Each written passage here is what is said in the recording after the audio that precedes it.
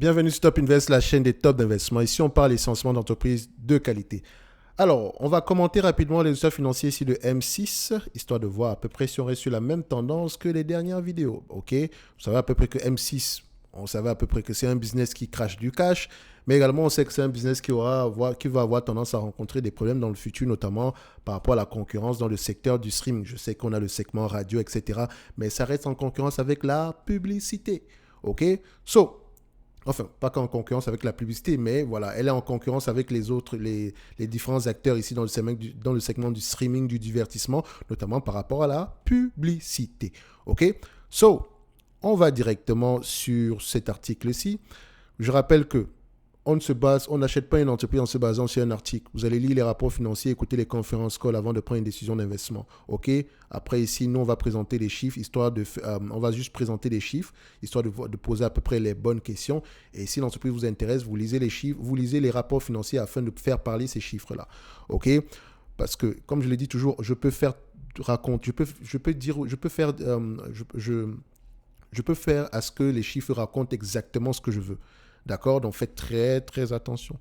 C'est pour ça qu'il faut toujours coupler cela avec une connaissance de l'industrie. Sommaire même de l'industrie, ça peut être une bonne chose. Au moins, vous savez que là où on s'en va présentement, il est peut-être normal que M6 se négocie à des niveaux de PER très peu élevés. D'accord? Le groupe audiovisuel M6 est parvenu à faire progresser son résultat net au premier semestre dans un marché publicitaire morose qui a pesé son chiffre d'affaires. Bénéfice net augmenté, le résultat net augmenté, alors que le chiffre d'affaires est stable ou plutôt baissier. Comment est-ce qu'ils arrivent à faire ça? Est-ce que ce sont des économies de coûts? Et si c'est le cas, jusqu'où on va couper les coûts? Et quand on parle même d'économie de coûts, qu'est-ce qu'on a coupé? Je vais un peu très vite, mais voilà, j'essaie d'anticiper les choses. Donc, le groupe a publié mardi un résultat net en hausse de 15% à 106,5 millions d'euros. Quand je dis mardi, l'article date du 25 du mois de juillet. Donc, à 106,5 millions d'euros, soutenu par une plus-value de cession et l'arrêt de la plateforme Salto, dont les coûts de liquidation avaient été comptabilisés en 2022. Donc, ces bénéfices nets doivent être ajustés parce que c'est soutenu par une plus-value de cession. Donc, c'est-à-dire qu'on a vendu un segment d'activité. Ce qui a eu un impact positif sur les bénéfices nets. Or, ce n'est pas une activité durable. D'accord? Et la charge financière qu'on avait prise ici par rapport à l'arrêt de la plateforme Salto, d'accord, on l'a plus ce trimestre-ci, donc ce qui veut dire que les bénéfices nets ne reflètent plus cette charge-là. Ce qui est une bonne chose. Mais attention, Salto était une plateforme ici qui pouvait... Enfin, on la vendait dans le sens ici on voulait concurrencer les acteurs du streaming, etc. Ça n'a peut-être pas fonctionné. Donc ça veut dire que ce n'est pas très facile en ce moment pour M6. Malgré les bons résultats, bien sûr. Enfin, quantitatif. On va le dire comme ça. Donc le résultat opérationnel courant EBITDA. Franchement, EBITDA, qu'est-ce que vous voulez à la fin? Je suis fatigué, moi. Donc, le résultat opérationnel courant s'est toutefois contracté de 16% sur la période, donc à 135 millions d'euros. Le chiffre d'affaires a fléchi de 6,4% à 622 millions d'euros après une baisse de 6% de revenus publicitaires. Donc, elle dépend grandement des revenus publicitaires. Où est-ce qu'ils vont les revenus publicitaires? Est-ce que ça va sur d'autres plateformes? Point d'interrogation. Selon le consensus établi par FactSet, les analystes prévoyaient en moyenne un bénéfice net semestriel de 91 millions d'euros, un EBITDA de 144 millions d'euros et un chiffre d'affaires de 624 millions d'euros. Les amis, vous voyez ça là, FactSet, on a besoin de le payer. C'est très important. Donc, c'est-à-dire qu'il faut absolument qu'on atteigne les 100 000 abonnés, d'accord? Plus la chaîne grandit, plus je peux dépenser pour des logiciels ici qui me permettent ici d'essayer de vous donner la meilleure information possible. OK? Donc, abonnez-vous massivement, partagez, d'accord? Commentez, d'accord? Likez la vidéo, OK? Donc, n'oubliez pas également la chaîne secondaire Top Dividende où on parlera uniquement d'entreprises qui versent des dividendes de manière stable et croissante depuis au moins 10 ans. D'accord? Très important. De la meilleure des façons. Parce que la façon dont on présente souvent les dividendes, les entreprises qui versent entre parenthèses, qui versent des dividendes, déjà, le dividende n'est pas une stratégie, c'est un critère d'investissement pour certaines personnes. Donc, dites-vous ici que ceux qui reçoivent jamais un dividende sont bien contents également quand il y a une croissance du prix de l'action. D'accord?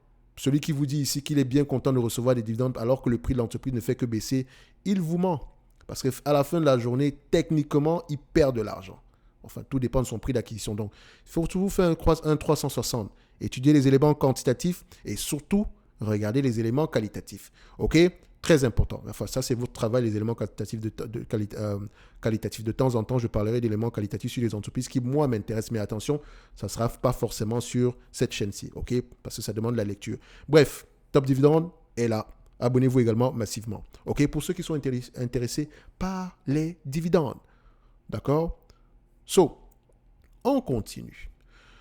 Alors, pour cet article-ci, comme je vous l'ai dit, on a besoin de FactSet. Pas Bloomberg, j'aime bien FactSet parce que j'ai eu à l'utiliser ici une fois et franchement, ça peut être assez intéressant. OK? Donc, on attend les 90 000 personnes restantes ici. D'accord? So, M6 est par ailleurs entré en négociation exclusive en vue de céder son pôle médias et services thématiques à Prisma Media. Cette branche qui revendique 18 millions de visiteurs uniques mensuels comprend 8 marques principales, Cuisine AZ, Passeport Santé, Fourchette et Bikini, Déco, Turbo, M6 Météo, Croc Kilo, Croc Body. Wouh, ça va être compliqué. Hein. Mais vous savez, moi par exemple, je ne suis pas... Le secteur de la cuisine, j'aime bien ça en fait. C'est pas que je suis un grand cuisinier, mais il y a beaucoup de contenus en ligne qui font les mérites, qui font la promotion ici des contenus de cuisine ici, donc la façon de préparer les recettes, etc. Ça peut bien marcher. Je me rappelle d'un site web qu'on appelait Tasty, d'accord? Tasty, on va mettre ça ici. Tasty Food and Video Recipe. Vous voyez ce site web-ci? Il a marché, il marche comme pas possible. Je pense également ici, on peut voir à peu près Tasty monthly visitor, d'accord. Je pense ici que le business model ici, c'est par affiliation, si je ne me trompe pas. Tasty visitor, donc on regarde ici, est-ce que le site Tasty ici rapporte énormément de visiteurs, donc j'espère que c'est bien celui-là. Tasty official, OK, voilà, on a à peu près combien de visiteurs? 6,9 millions par quoi? C'est par mois ou bien? OK, par mois, OK, parfait, donc 6,9 millions par mois. So, maintenant, je ne sais pas par rapport à la moyenne du secteur, est-ce qu'ils sont bien positionnés, etc. Je vois ici que d'autres ici sont, enfin, il y a d'autres sites qui sont mieux positionnés que ça, mais je sais que Tasty ici faisait beaucoup de publicité, pas de publicité, mais le contenu média ici est très beau à voir. OK? Donc, je ne sais pas si ça sera la même chose ici pour Cuisine AZ, etc. Mais voilà, dites-vous ici que c'est un segment, ils vont se concentrer plus sur la radio. D'accord? Je pense que la radio a quand même un bel avenir. C'est surtout le segment télévision, vidéo ici. Ah, là, ça va être compliqué. Hein. Sauf si vous avez un contenu extraordinaire. Donc, l'opération devrait être conclue après l'été et sera relutive au niveau de résultats nets, a ajouté M6. OK, attendez. Relutive, là, moi, je vais améliorer mon vocabulaire ici. Donc, on dit ici, langage financier boursier, amélioration du bénéfice par action. OK. C'est-à-dire que ce segment-là est en perte, n'est-ce pas? Donc, c'est-à-dire que c'est un segment ici où ils perdent de l'argent. Donc, relutive signifie intensification, amélioration, accroissement. OK. Donc, c'est un segment qui perd de l'argent. Donc, vu qu'on va l'éliminer ici, on n'aura plus de perte techniquement. Donc, on aura des bénéfices nets supérieurs. Parfait. C'est bien. So, maintenant, qu'est-ce que je pense de M6? Les amis, M6 est dans la même situation que, dans une certaine mesure, que Disney aux États-Unis, que Warner Bros. Discovery, que, voilà, dans une certaine mesure, Comcast. Donc, c'est un segment qui est en plein changement.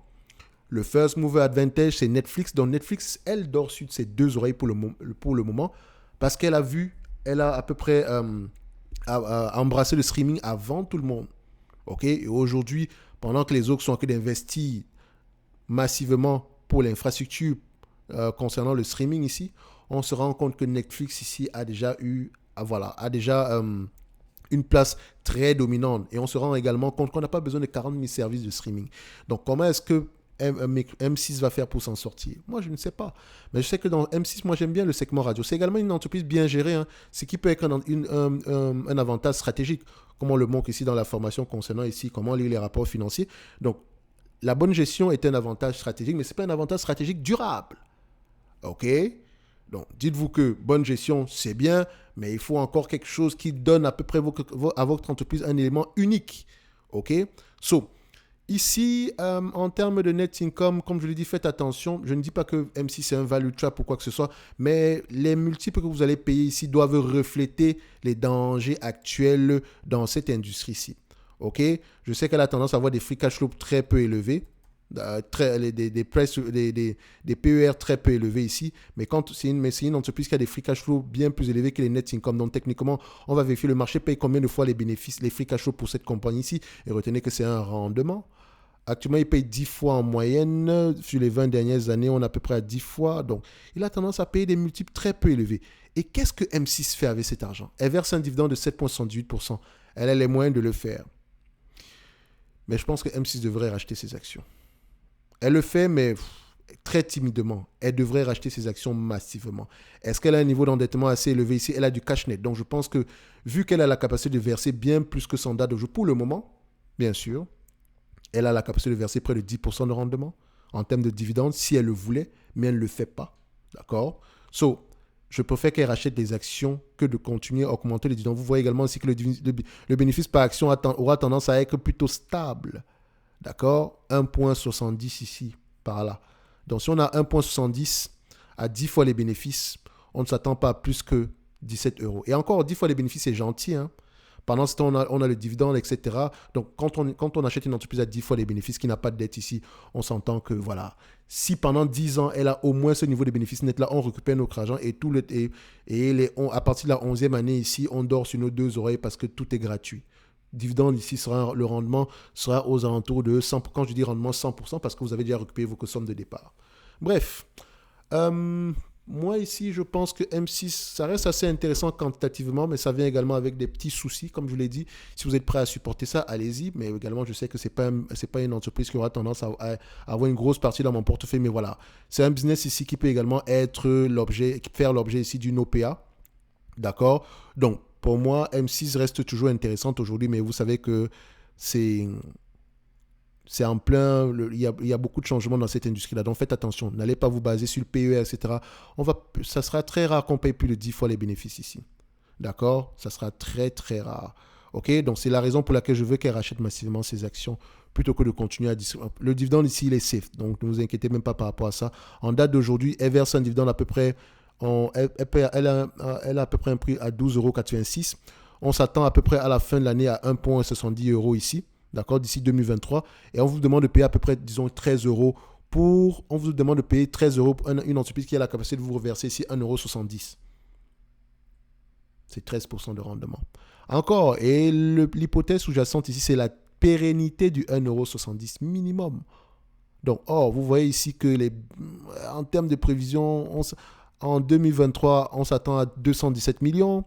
En 2025, on s'attend à 201 millions. Donc, on voit ici que le business, c'est assez... Voilà, il faut faire attention. OK? So, moi, je ne sais pas si le cycle va se retourner, comment est-ce que les habitudes de consommation vont changer, mais je sais qu'actuellement, dans le secteur des médias, il faut avoir le cœur bien accroché. C'est la même chose avec TF1.